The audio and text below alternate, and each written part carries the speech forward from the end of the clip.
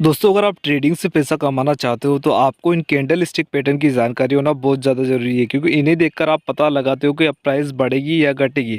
चलिए मैं आपको एक एग्जांपल से बताता हूँ। मान लीजिए मार्केट के अंदर कुछ इस टाइप से कैंडल बन रही है और आपको पहले ही पता चल जाए कि मार्केट यहाँ से ऊपर की तरफ जाने वाला है, तो आप कितना अच्छा प्रॉफिट कमा सकते हो। मान लीजिए मार्केट में कुछ इस टाइप से कैंडल बन रही है और आपको पहले ही पता चल जाए कि मार्केट नीचे आने वाला है, तो आप लॉस होने से अपने आपको बचा सकते हो। और आज हम इस वीडियो में बेसिक से इन कैंडल स्टिक पैटर्न को सीखने तो वाले। हमारी फर्स्ट कैंडल का नाम है hammer candle stick pattern. Hammer candle stick pattern दिखने में एकदम हथौड़े के समान दिखाई देता है और थोड़ा बहुत आपको हथौड़े जैसा लग भी रहा होगा। दोस्तों हैमर कैंडल स्टिक पैटर्न जो है उसकी जो लोअर वीक है वो बहुत ही ज़्यादा बड़ी होती है और इसकी जो अपर वीक है वो बहुत ही ज़्यादा छोटी होती है। दोस्तों अब मैं आपको 4 ऐसी कंडीशन बताने वाला हूँ जिससे आप पता लगाओगे कि ये हैमर कैंडल स्टिक पैटर्न है या नहीं है। तो चलिए बात करते हैं अपने फर्स्ट कंडीशन के बारे में। तो वो है स्टॉक डाउन ट्रेड में होना चाहिए, यानी शेयर की प्राइस गिर रही होनी चाहिए। दोस्तों मार्केट के अंदर जब भी हैमर कैंडल बनता है तो हमेशा डाउन ट्रेड के दौरान ही बनना चाहिए, तभी मार्केट के अंदर वो एक वैलिड हैमर कैंडलस्टिक पैटर्न माना जाता है। तो चलिए दोस्तों बात करते हैं अपनी दूसरी कंडीशन के बारे में। नो अपर वीक और वेरी स्मॉल वीक, यानी हैमर कैंडल की जो अपर वीक है या तो वो नहीं होनी चाहिए, अगर है तो ज़्यादा बड़ी नहीं होनी चाहिए, और उसकी जो लोअर वीक है वो बहुत ही ज़्यादा बड़ी होनी चाहिए, तभी मार्केट में वो वैलिड माना जाता है। अब चलिए बात करते हैं इसकी तीसरी कंडीशन के बारे में। तो हैमर कैंडल का जो कलर है वो रेड ग्रीन दोनों हो सकता है, इसका कलर ज़्यादा मैटर नहीं करता है। अगर मान लीजिए मार्केट के अंदर रेड कलर का हैमर कैंडल भी बन रहा है तो भी वो मार्केट के अंदर वैलिड माना जाता है। तो चलिए दोस्तों बात करते हैं अपनी चौथी कंडीशन के बारे में। हैमर कैंडल के बाद जो नेक्स्ट कैंडल बनती है वो हमेशा उसको ऊपर की तरफ बननी चाहिए और उसका हाई को ब्रेक करनी चाहिए, तभी मार्केट में वो वैलिड मानी जाती है। मान लीजिए कि हैमर कैंडल के बाद जो नेक्स्ट कैंडल बन रही है वो उसके नीचे की तरफ बन रही है और उसके लो को ब्रेक कर रही है,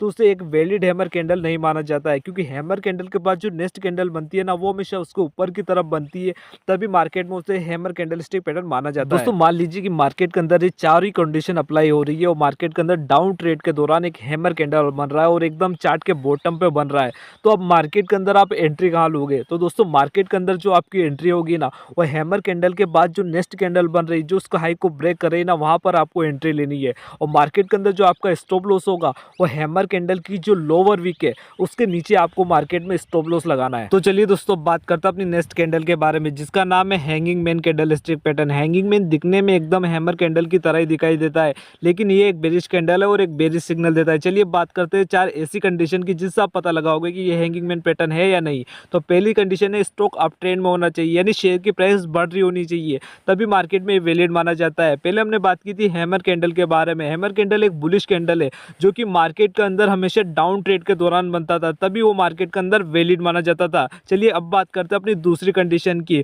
नो अपर वीक और वेरी स्मॉल वीक, यानी हैंगिंग मैन की जो अपर वीक है या तो वो नहीं होनी चाहिए, अगर है तो ज़्यादा बड़ी नहीं होनी चाहिए, और इसकी लोअर वीक बहुत ही ज़्यादा बड़ी होनी चाहिए। चलिए अब बात करते हैं तीसरी कंडीशन की।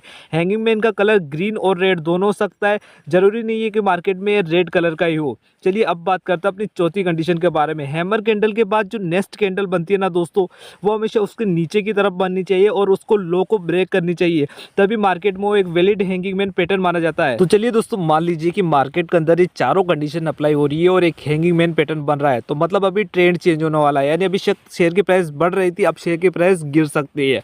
तो आप मार्केट के अंदर एंट्री कहाँ लोगे? तो मार्केट के अंदर दोस्तों आपकी जो एंट्री होगी ना वो हैंगिंग मैन पैटर्न के बाद जो नेक्स्ट कैंडल बन रही है ना वहां पर आपको एंट्री लेनी है। और मार्केट के अंदर जो आपका स्टॉप लॉस होगा वो हैमर कैंडल की जो अपर वीक है वहां पर आपका स्टॉप लॉस होगा। दोस्तों अगर आपको अभी भी हैमर कैंडल और हैंगिंग मैन कैंडल को लेकर कोई डाउट होगा तो इस पिक्चर को देखकर क्लियर हो गया होगा कि हैमर कैंडल मार्केट के अंदर हमेशा डाउन ट्रेड के दौरान बनता है क्योंकि वो एक बुलिश कैंडल है, और हैंगिंग मैन हमेशा मार्केट के अंदर अप ट्रेंड के दौरान बनता है क्योंकि वो एक बेरिश कैंडलस्टिक पैटर्न है। तो चलिए दोस्तों बात करते हैं अपनी तीसरी कैंडल के बारे में, जिसका नाम है इन्वर्टेड हैमर। इन्वर्टेड हैमर दिखने में एकदम उल्टे हथौड़े की तरह दिखाई देता है। अब चलिए बात करते हैं कि इन्वर्टेड हैमर और हैमर कैंडल में क्या फर्क है। तो हैमर कैंडल की जो लोअर वीक होती है वो बहुत ही ज्यादा बड़ी होती है, और इन्वर्टेड हैमर में उसकी जो अपर बॉडी होती है वो बहुत ही ज्यादा बड़ी होती है। चलिए अब बात करते हैं 4 ऐसी कंडीशन के बारे में जिनसे आप पता लगाओगे कि इन्वर्टेड हैमर पैटर्न है या नहीं।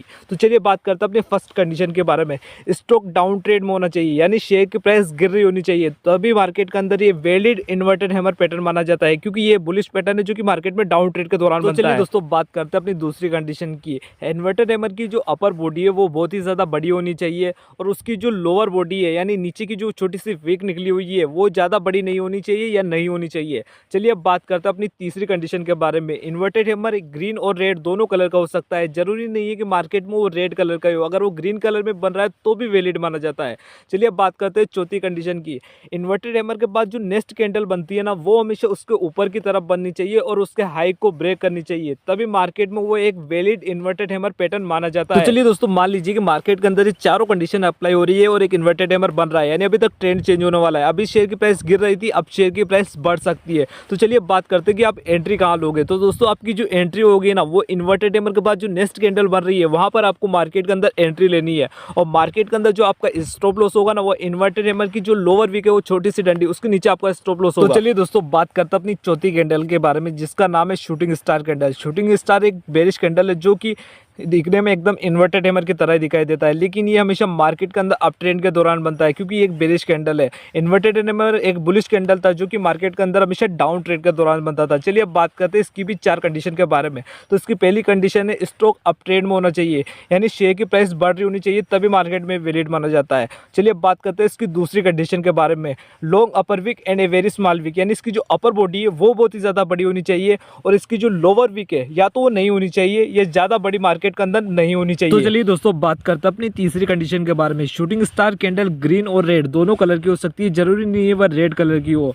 चलिए अब बात करते हैं चौथी कंडीशन की। शूटिंग स्टार कैंडल के बाद जो नेक्स्ट कैंडल बनती है वो हमेशा उसके नीचे की तरफ बननी चाहिए और उसको लो को ब्रेक करनी चाहिए, तभी मार्केट में एक वैलिड शूटिंग स्टार पैटर्न माना जाता है। तो चलिए दोस्तों, मान लीजिए कि मार्केट के अंदर ये चारों कंडीशन अप्लाई हो रही है और एक शूटिंग स्टार पैटर्न बन रहा है, तो अब आप एंट्री कहाँ लोगे। दोस्तों, मार्केट में जो आपकी एंट्री होगी ना, वो शूटिंग स्टार कैंडल के बाद जो नेक्स्ट कैंडल बन रही है ना, वहाँ पर आपको एंट्री लेनी है। और मार्केट के अंदर आपका स्टॉप लॉस शूटिंग स्टार की जो अपर वीक है वहाँ पर आपका स्टॉप लॉस होगा। दोस्तों, अपने फर्स्ट कैंडल के बारे में, जिसका नाम है मॉर्निंग स्टार कैंडल। ये कैंडल 3 कैंडल से मिलकर बनता है और ये एक बुलिश कैंडल है, यानी ये पैटर्न जब भी मार्केट के अंदर बनता है तो ज़्यादा पॉसिबिलिटी होती है कि मार्केट ऊपर की तरफ जाता है। अब मैं आपको 3 ऐसी कंडीशन बताने वाला हूँ जिससे आप पता लगाओगे कि ये मॉर्निंग स्टार पैटर्न है या नहीं। तो चलिए दोस्तों, बात करते हैं अपनी फर्स्ट कंडीशन के बारे में। स्टॉक डाउन ट्रेड में होना चाहिए, यानी शेयर की प्राइस गिर रही होनी चाहिए मार्केट के अंदर, तभी इसे एक वैलिड मॉर्निंग स्टार पैटर्न माना जाता है। और मार्केट के अंदर जितने भी बुलिश कैंडल होते हैं ना, वो सारे मार्केट के अंदर हमेशा डाउन ट्रेड के दौरान ही बनते हैं। और हमारी दूसरी कंडीशन ये है कि मार्केट के अंदर जब भी मॉर्निंग स्टार पैटर्न बनता है तो आपको देखना है कि पहले नंबर पर एक फर्स्ट रेड कलर की कैंडल बननी चाहिए जो कि बहुत ही ज़्यादा बड़ी होती है, और सेकंड नंबर पर एक छोटी सी रेड कलर की कैंडल बनती है जिसकी बॉडी और वीक बराबर होती है। दोस्तों, मार्केट के अंदर इस छोटी सी कैंडल का कलर ग्रीन और रेड दोनों हो सकता है, जरूरी नहीं है मार्केट में ये रेड कलर में बने। अगर वो ग्रीन कलर में भी बन रही है तो भी मार्केट के अंदर उसे वैलिड माना जाता है। तो चलिए दोस्तों, अब बात करते हैं अपनी तीसरी कंडीशन के बारे में। दोस्तों, मार्केट के अंदर जब भी मॉर्निंग स्टार पैटर्न बनता है तो उसकी सेकंड जो छोटी वाली कैंडल है ना, उसके बाद मार्केट के अंदर एक ग्रीन कलर की बुलिश कैंडल बननी चाहिए और उसके ऊपर की तरफ बननी चाहिए और उसके हाई को ब्रेक करनी चाहिए, तभी मार्केट में उसे एक वैलिड मॉर्निंग स्टार कैंडल माना जाता है। तो चलिए दोस्तों, मान लीजिए कि मार्केट के अंदर ये तीनों कंडीशन अप्लाई हो रही है और एक मॉर्निंग स्टार पैटर्न बन रहा है, यानी अब ट्रेंड चेंज होने वाला है। अभी तक तो शेयर की प्राइस गिर रही थी, अब शेयर की प्राइस बढ़ सकती है, तो अब आप मार्केट में एंट्री कहाँ लोगे। तो दोस्तों, मार्केट में जो आपकी एंट्री होगी ना, वो मॉर्निंग स्टार कैंडल के बाद जो नेक्स्ट कैंडल बन रही है, जो उसका हाई को ब्रेक कर रही है, वहां पर आपको एंट्री लेनी है। और मार्केट के अंदर जो आपका स्टॉप लॉस होगा, वो मॉर्निंग स्टार की जो सेकंड कैंडल है ना, उसके लोएस्ट पॉइंट पर मार्केट में आपको स्टॉप लॉस लगाना है।